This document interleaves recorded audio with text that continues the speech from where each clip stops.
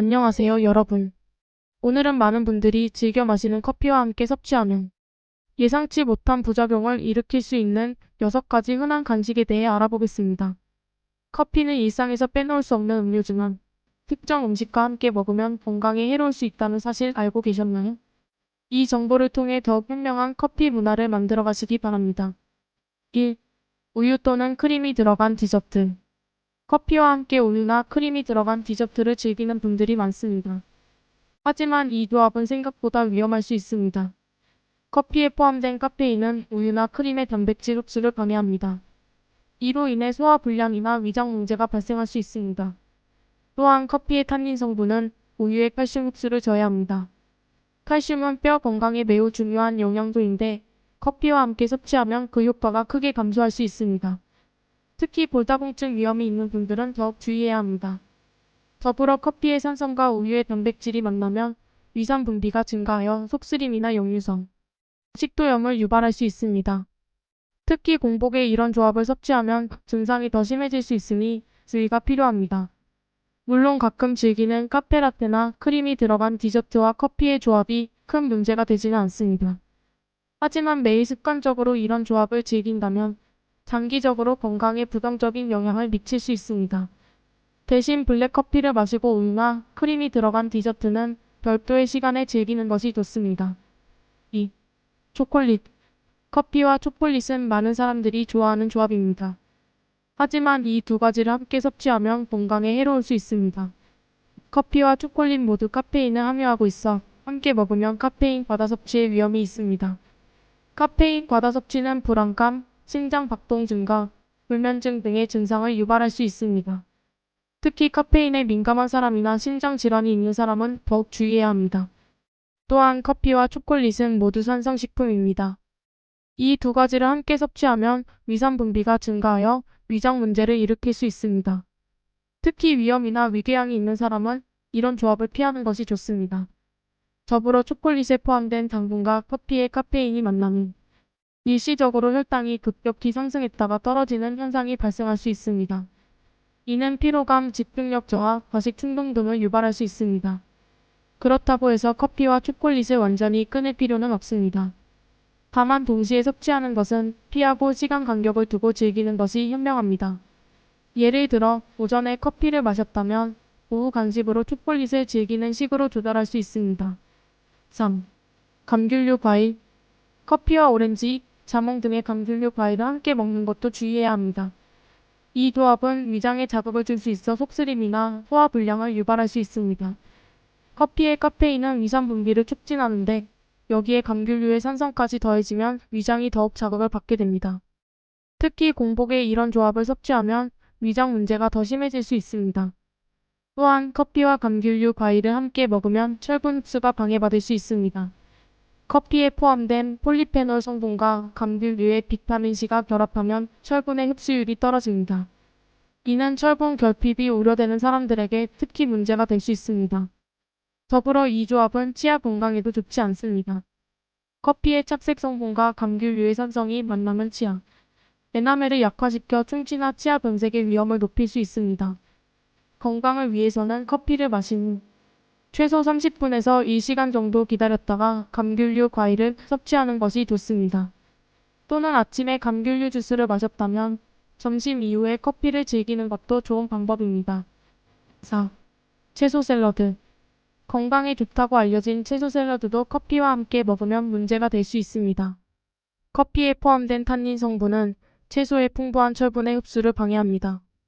특히 시금치나 케일과 같은 철분이 풍부한 녹색 채소를 커피와 함께 섭취하면 그 효과가 더욱 두드러집니다. 철분은 우리 몸에 매우 중요한 영양소로 부족하면 빈혈이나 피로감, 면역력 저하 등의 문제가 생길 수 있습니다. 특히 여성이나 채식주의자들은 철분 흡수에 더욱 신경 써야 하므로 이 조합을 피하는 것이 좋습니다. 또한 커피의 카페인은 채소의 수분을 몸 밖으로 배출하는 이뇨작용을 촉진합니다. 이로 인해 채소를 통해 섭취한 비타민과 미네랄이 제대로 흡수되지 못하고 빠져나갈 수 있습니다. 더불어 커피의 산성과 채소의 섬유질이 만나면 소화 과정에서 가스가 더 많이 생성될 수 있습니다. 이는 복부 팽만감이나 더부룩함을 유발할 수 있습니다. 건강한 식습관을 위해서는 커피와 채소 샐러드를 별도의 시간에 섭취하는 것이 좋습니다. 예를 들어 점심에 샐러드를 먹었다면 오후 간식 시간에 커피를 마시는 것이 좋습니다. 또는 커피를 마신 후 최소 1-2시간 후에 채소를 섭취하는 것도 방법입니다. 단백질바. 바쁜 현대인들이 자주 찾는 간식인 단백질바도 커피와 함께 섭취하면 문제가 될 수 있습니다. 커피의 카페인은 단백질의 소화와 흡수를 방해할 수 있기 때문입니다. 커피에 포함된 탄닌 성분은 단백질과 결합하여 부동성 화합물을 형성합니다. 이로 인해 단백질의 소화가 어려워지고 결과적으로 영양소 흡수율이 떨어질 수 있습니다. 특히 운동 후 근육 회복을 위해 단백질바를 섭취하는 경우 이런 조합은 효과를 크게 감소시킬 수 있습니다. 또한 대부분의 단백질바는 당분 함량이 높습니다. 여기에 커피에 카페인까지 더해지면 혈당이 급격히 상승했다가 떨어지는 현상이 발생할 수 있습니다. 이는 피로감, 집중력 저하, 과식 충동 등을 유발할 수 있습니다. 더불어 이 조합은 위장에 부담을 줄 수 있습니다. 단백질바의 높은 단백질 함량과 커피의 산성이 만나면 소화가 어려워지고 위산 분비가 증가하여 속쓰림이나 소화 불량을 일으킬 수 있습니다. 건강을 위해서는 커피와 단백질바를 최소 1-2시간 간격을 두고 섭취하는 것이 좋습니다. 또는 커피 대신 물이나 무가당차와 함께 단백질바를 섭취하는 것도 좋은 방법입니다. 6. 요구르트. 마지막으로 요구르트도 커피와 함께 섭취하면 주의가 필요합니다. 요구르트는 건강에 좋은 유산균을 포함하고 있지만 커피와 함께 먹으면 그 효과가 크게 감소할 수 있습니다. 커피의 산성은 요구르트의 유산균을 죽일 수 있습니다. 유산균은 장 건강에 매우 중요한 역할을 하는데 이런 식으로 유산균이 파괴되면 프로바이오틱스의 효과를 보기 어려워집니다. 또한 커피의 카페인은 칼슘의 흡수를 방해합니다.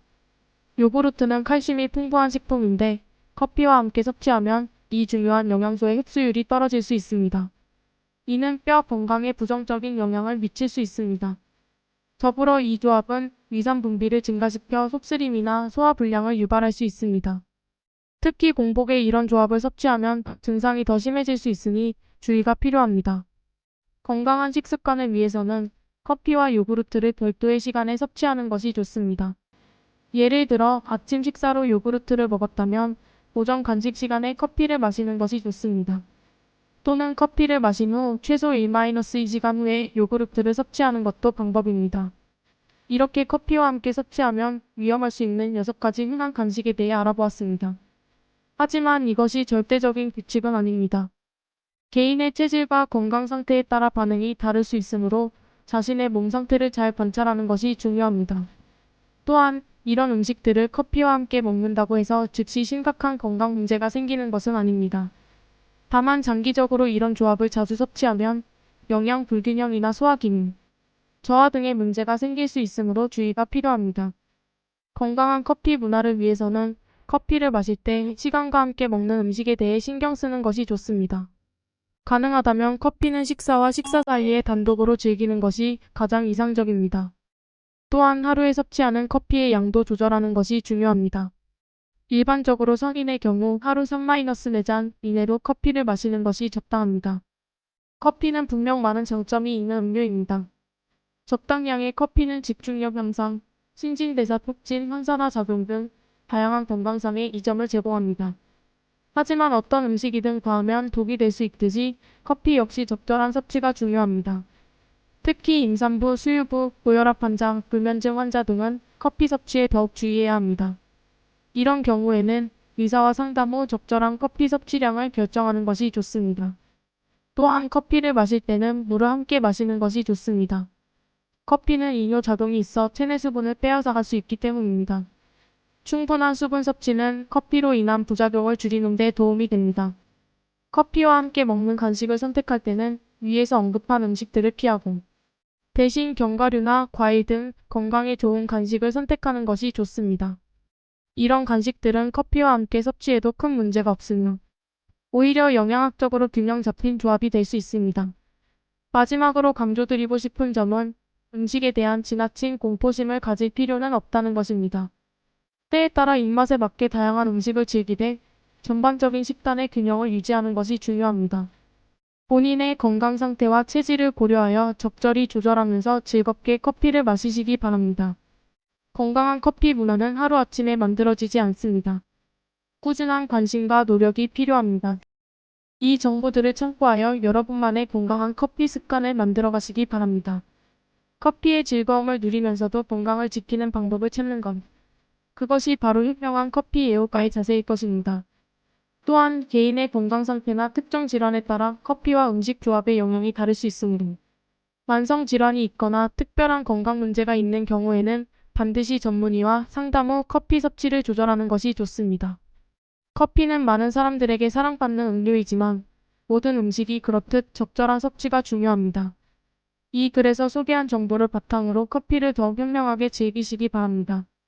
건강한 커피 문화는 단순히 무엇을 마시느냐가 아니라 어떻게 마시느냐도 중요합니다. 끝으로 식품 조합에 대한 정보는 계속해서 연구되고 있는 분야입니다. 새로운 연구 결과가 나올 때마다 권장사항이 변경될 수 있으므로 항상 최신 정보에 관심을 가지고 커피 습관을 개선해 나가는 것이 좋습니다. 여러분의 건강하고 즐거운 커피 생활을 응원합니다.